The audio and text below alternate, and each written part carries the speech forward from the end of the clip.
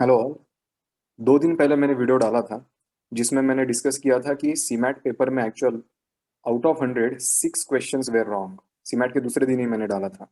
इस वीडियो में मैं डिस्कस करने वाला हूँ कि अपार्ट फ्रॉम दो 6 questions I found 6 more questions which are wrong और the answer keys are wrong.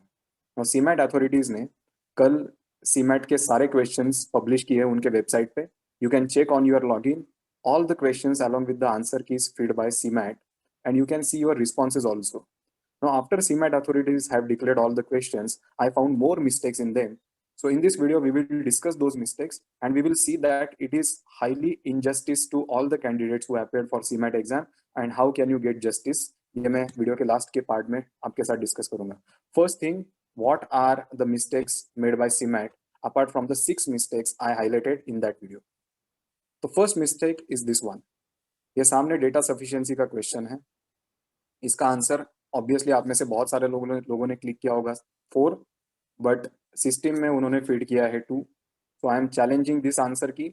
I will filling the challenge and I will take this 4 as the answer key. यह मैं इसलिए बता रहा हूँ because it's the same thing that many of you will do and you will invest 1000 rupees in doing that.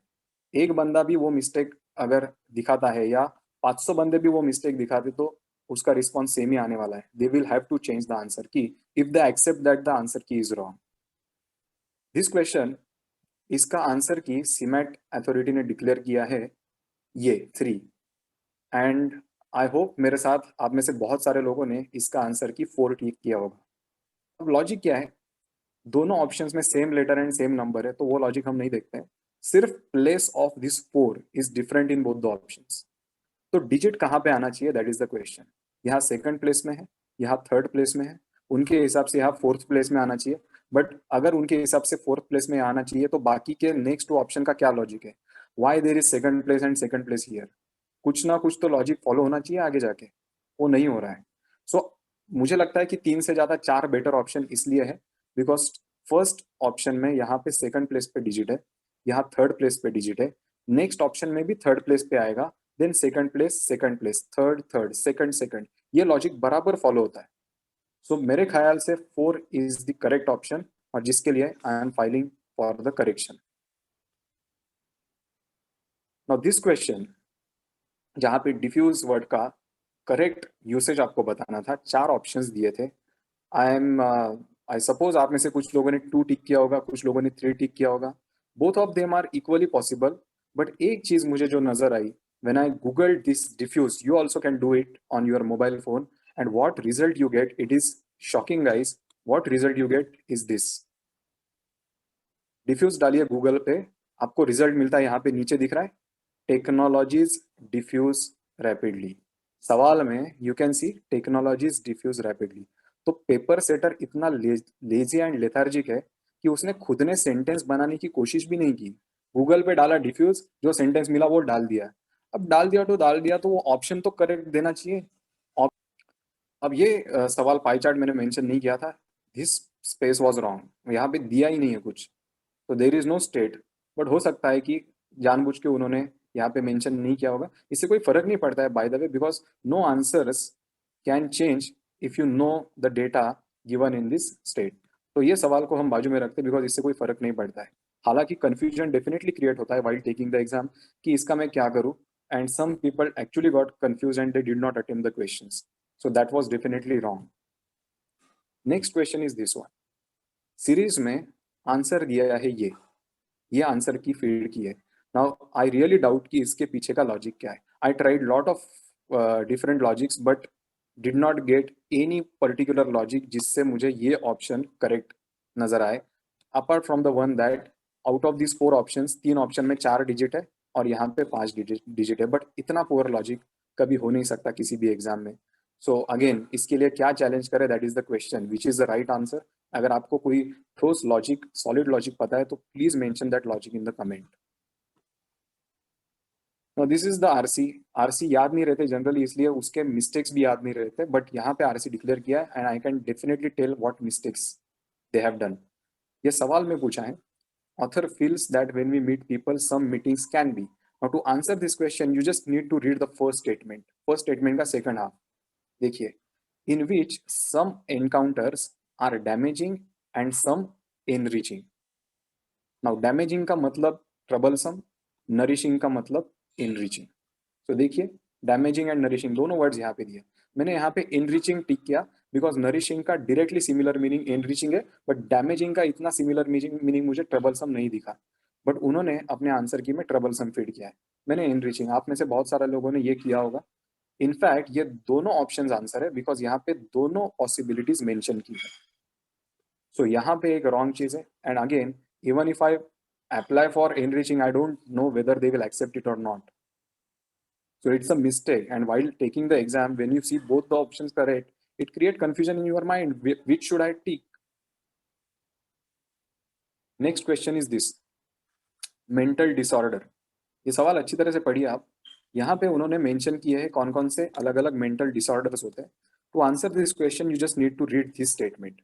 It's increase मतलब ये कोई chemical है, डोपामाइन. उसके डिक्रीज से पार्किंसन डिसीज होता है और उसके इंक्रीज से सिजोफ्रेनिया होता है. Now, it causes schizophrenia, a mental disorder. They have explained schizophrenia as a mental disorder. Question में पूछा है which of the following can be used in place of mental disorder? Answer उन्होंने दिया है schizophrenia. अब मुझे बताइए in place of mental disorder already यहाँ पे schizophrenia मेंशन किया है. अगेन आप schizophrenia ही मेंशन करेंगे. Obviously there should be something else, वरना स्टेटमेंट क्या बनेगा? It's increase causes schizophrenia. And that is absolutely wrong. मैंने disease टिक किया है because they are talking about the diseases. So it causes schizophrenia, a disease. ये logic बनता है, but it causes schizophrenia इसका बिल्कुल ही लॉजिक नहीं बनता है. तो ये डेफिनेटली रॉन्ग है. इसके लिए अभी मैं चेंज आंसर की फाइल करने वाला हूँ, but again I doubt whether they will accept or not.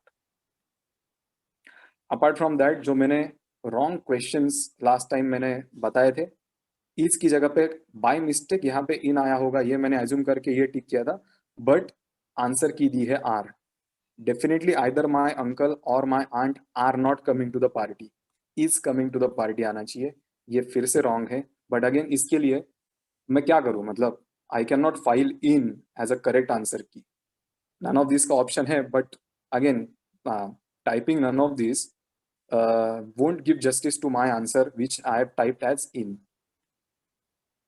ये क्वेश्चन रॉन्ग था. ये सारा एक्सप्लेनेशन मैंने पिछले वीडियो में किया है. This was a wrong question. This was also wrong. यहाँ पे 77 चाहिए था, बट अगेन लकीली 4 आंसर की उन्होंने टिक किया है. डेफिनेटली यहाँ पे 77 चाहिए था. बट अगर हम में से कोई बंदा इसको चैलेंज करता है, चैलेंज करने के लिए they have given 5th option as none of this. अगर नन ऑफ दिस ऑप्शन अगर कोई टिक करता है एंड दे एक्सेप्ट, अरे हाँ 4 में से एक भी ऑप्शन नहीं था तो नन ऑफ दिस इसका आंसर था, तो जिन लोगों ने 4 ऑप्शन टिक किया उनके मार्क्स शायद कट हो सकते हैं. So I am sceptical. I am not filing this for key change. I'm not challenging this because it will reduce 4 marks. Again, ये question wrong था, but again answer key given was correct. Correcting this first statement. ये already discuss किया है, so I'm not discussing this again. This was also correct. So यहाँ तक हमने देखा there are 13 questions which are either wrong or multiple options are possible or answer keys feed are wrong. 100 में से 13 questions अगर गलत है तो it is highly injustice to the sincere candidate जिन्होंने पूरे 1 साल मेहनत लेके टॉप के कॉलेज में जाने के लिए कोशिश की है. अब सवाल यह है कि सर आप जो बोल रहे हो सही है, अब क्या करें आगे? How can we get justice? So I know guys, I have been this in this field for last 13 years. I have guided many of my students जिनको पहले इस प्रकार के सिचुएशन उन्होंने फेस किए.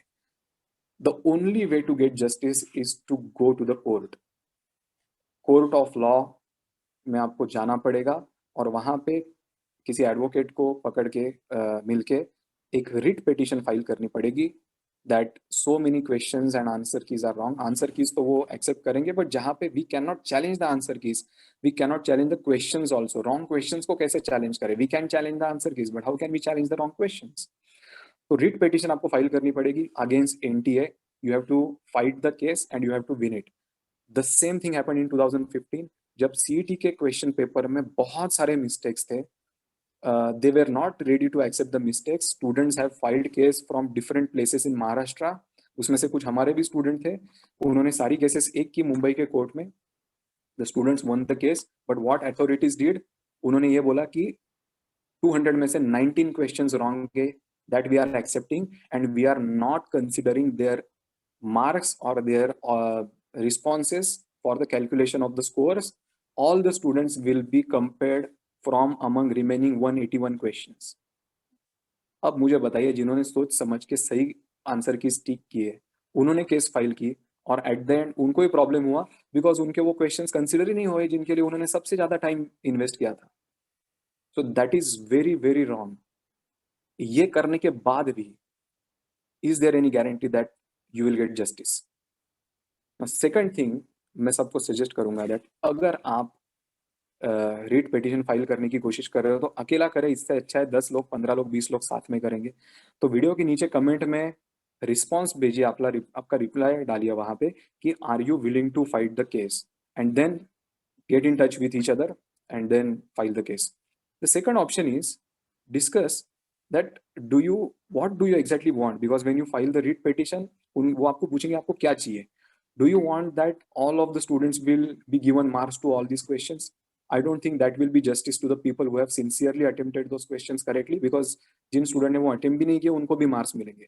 Second option will be remove those question, जैसे पहले किया था. जनरली कोर्ट पिछली केसेस कंसिडर करते हैं कि हाँ उस केस में ऐसा हुआ था तो इस केस में भी ऐसा करें. सो सेकंड केस होने की ज्यादा चांसेस है कि जो क्वेश्चंस रॉन्ग है वो रिमूव करेंगे एंड रिमेनिंग क्वेश्चंस में से वो आपके आंसर्स कैलकुलेट करेंगे, बिकॉज पहले स्लॉट का एक क्वेश्चन उन्होंने निकाल दिया है.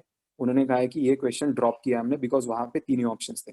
सो they accepted that there is only one wrong, there is only one mistakes, and the CMAT authorities are not accepting that there are mistakes in other questions. So second होने के chances ज्यादा है, लेकिन इसमें भी मुझे नहीं लगता आपको जस्टिस मिलेगा अगर वो क्वेश्चंस रिमूव करेंगे तो.